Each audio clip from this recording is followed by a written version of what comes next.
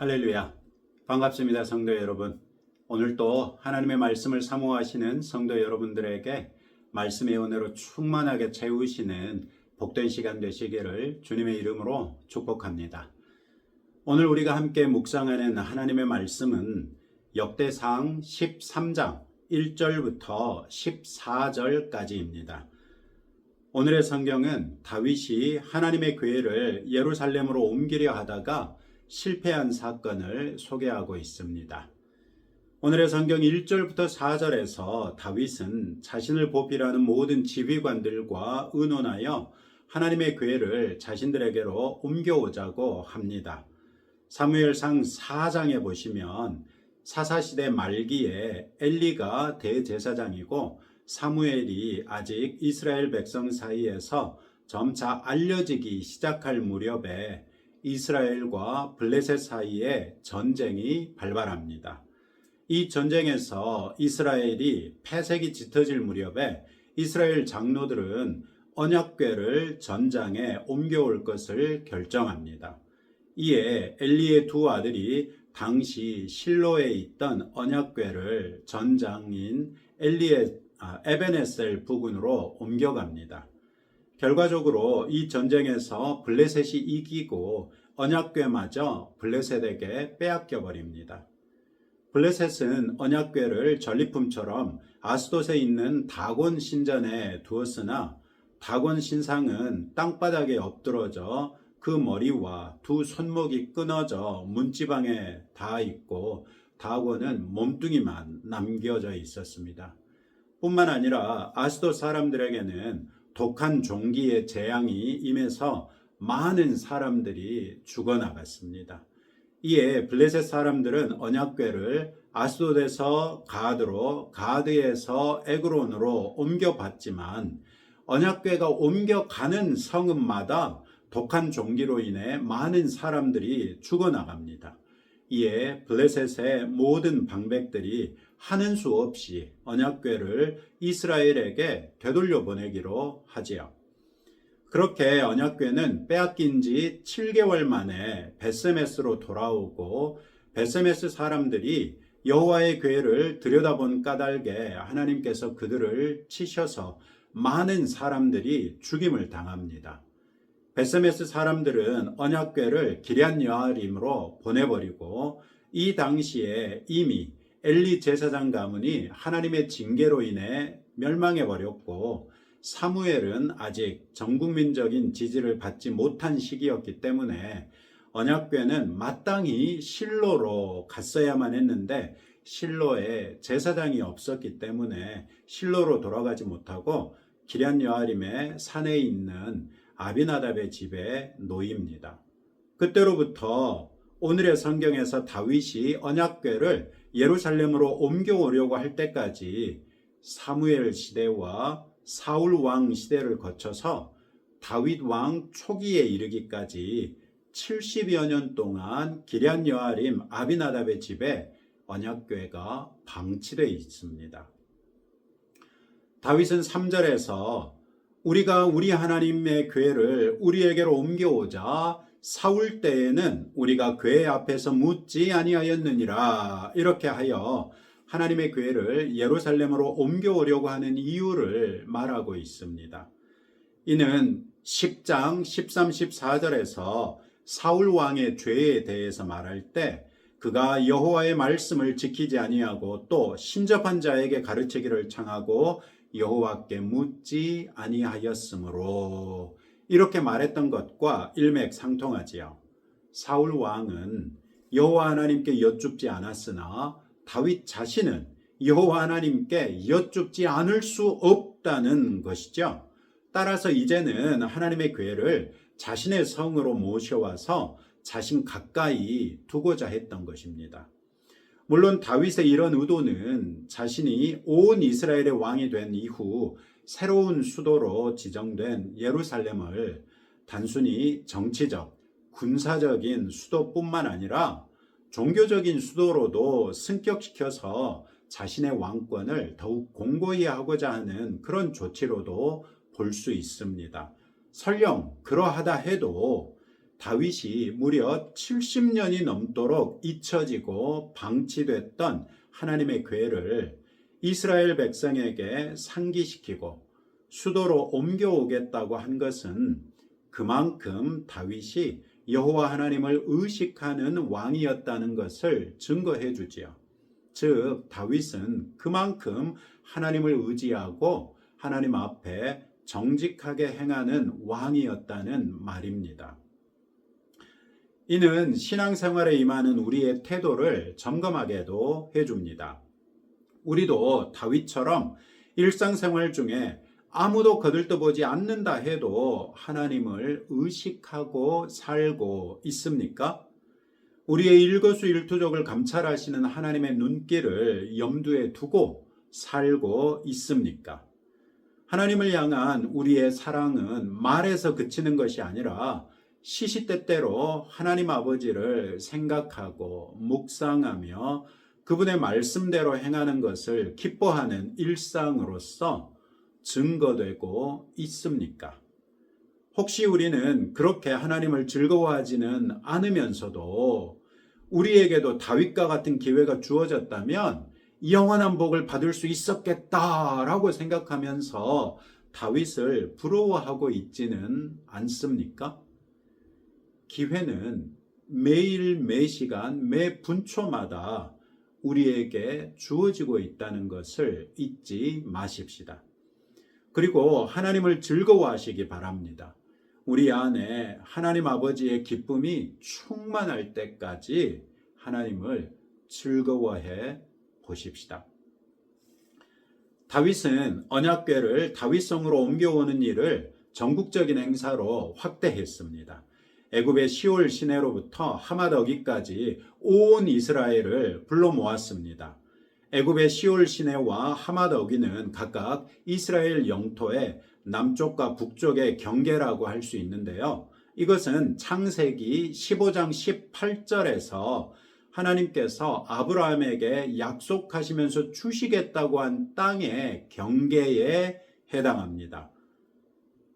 창세기 15장 18절에서는 애굽의 시내로부터 유브라데 강까지 이렇게 말하고 있거든요. 이게 애굽 시올 시내로부터 하맛 어기까지 이렇게 똑같은 지역이라고 볼 수 있습니다. 즉 아브라함에게 약속하신 것이 다윗 왕 때에 이루어졌다는 것을 오늘의 성경이 이렇게 증거하고 있는 것입니다. 온 이스라엘 사람들이 보는 가운데 성대한 잔치 분위기에서 언약궤의 이동이 시작됩니다. 블레셋 사람들이 언약궤를 돌려보낼 때와 같이 새 수레에 언약궤를 싣고 아비나답의 집에서 출발해서 아비나답의 아들 우사와 아효라고도 하지요. 이 두 사람이 그 수레를 몰고 다윗 왕과 이스라엘 온 무리는 하나님 앞에서 힘을 다하여 뛰놀며 노래하며 수금과 비파와 소고와 재금과 나팔로 연주합니다. 모든 것이 순탄했고 이제 언약궤가 다윗성에 안치된다면 다윗은 더할 나위 없는 기쁨 중에 하나님께 성대한 제사를 드리려고 했지 않았겠습니까? 그런데 수레가 기돈의 타작마당에 이르렀을 때 소들이 뛰는 바람에 언약궤가 수레에서 떨어질 뻔합니다. 수레를 끌고 있던 우사는 손을 펴서 궤를 붙들었는데 하나님께서 진노하셔서 그 자리에서 우사를 치시고 그는 즉사하고 말았습니다. 언약궤 뚜껑이 특히 두 그룹이 이렇게 날개를 펼치고 있는 그 한가운데가 소위 말하는 시은소 혹은 속죄소 이렇게 불리면서 바로 그곳이 하나님께서 임하시는 곳이라고 말씀하셨던 곳인데 바로 그곳을 죄인이 손을 대버린 것입니다. 그러니 하나님께서는 그 사람을 내버려 두실 수가 없었기 때문에 그 자리에서 즉시 그를 치셨습니다. 그래서 우사를 치시다. 그래서 베레스 우사라는 지명으로 이름이 바뀌어버리죠. 아마도 그 순간 현장은 쥐 죽은 듯이 고요해졌을 것입니다. 누구도 무슨 말도 하지 못하고 일제히 역시 당황해서 아무 말도 하지 못하고 있는 다윗을 바라보았을 것입니다. 다윗은 두려워하면서 12절에서처럼 내가 어떻게 하나님의 궤를 내 곳으로 오게 하리요 라고 하면서 언약궤를 다윗성이 아닌 가드 사람 오베데돔의 집으로 옮겨가도록 명합니다. 70여 년 만에 하나님의 언약궤가 이스라엘 백성의 주목을 끌게 됐는데 다시 한번 옛 블레셋의 땅에 가드에 사는 오베데돔의 집으로 퇴장하고 말았습니다. 오늘의 성경 14절은 다윗의 실망과 낙담과 두려움과는 상관없이 하나님의 궤가 오베데돔의 집에서 그의 가족과 함께 석 달을 있으니라. 여호와께서 오베데돔의 집과 그의 모든 소유에 복을 내리셨더라. 이렇게 말하고 있습니다. 하나님의 궤 자체가 재앙을 불러오거나 사람을 죽이는 것이 아니라는 말이죠. 하나님의 임재 자체가 복을 가져온다는 것을 확실하게 증거해 줍니다. 그런데 왜 다윗은 그토록 사모하던 하나님께 외면당하고 말았을까요? 이것은 우리가 내일 묵상하는 본문에서 확인할 수 있게 되죠. 오늘의 성경을 통해 우리는 다윗의 정직한 하나님을 향한 열심이라도 하나님께서 외면하실 수 있다는 것을 보게 됩니다. 다윗이 하나님의 언약궤를 다윗성에 옮기고자 했던 것은 이제부터 이스라엘 백성이 여호와 하나님을 경배하며 다시 한번 여호와 하나님 중심의 국가 공동체가 되게 하기 위함이었고, 이것은 하나님께서 이스라엘 백성을 택하신 이유이기도 했지요. 그럼에도 불구하고 하나님께서는 다윗의 중심을 인정하시지 않는 듯한 모습을 보이십니다. 잔치 분위기의 행렬을 한 사람의 죽음으로써 끝내버리신 것이죠. 물론 우리는 내일과 모레 성경에서 자세히 살펴보겠지만 하나님의 언약궤를 옮기는 데 관한 율법의 요구를 외면한 채 자신들의 방식으로 언약궤를 옮겼던 것 때문에 하나님께서 재앙을 내리셨다는 것을 알고 있습니다.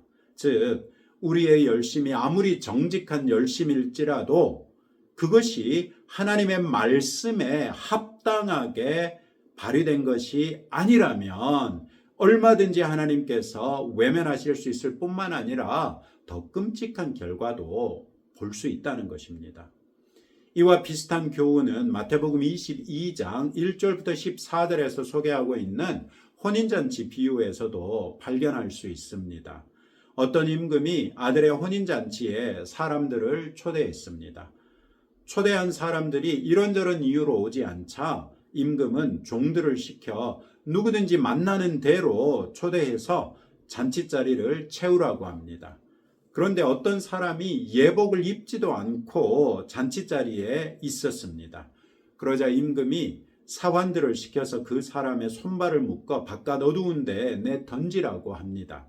즉 주인의 초청을 받아 왔더라도 예복을 입는 정도의 최소한에 합당한 예는 갖추어야 한다는 것이죠.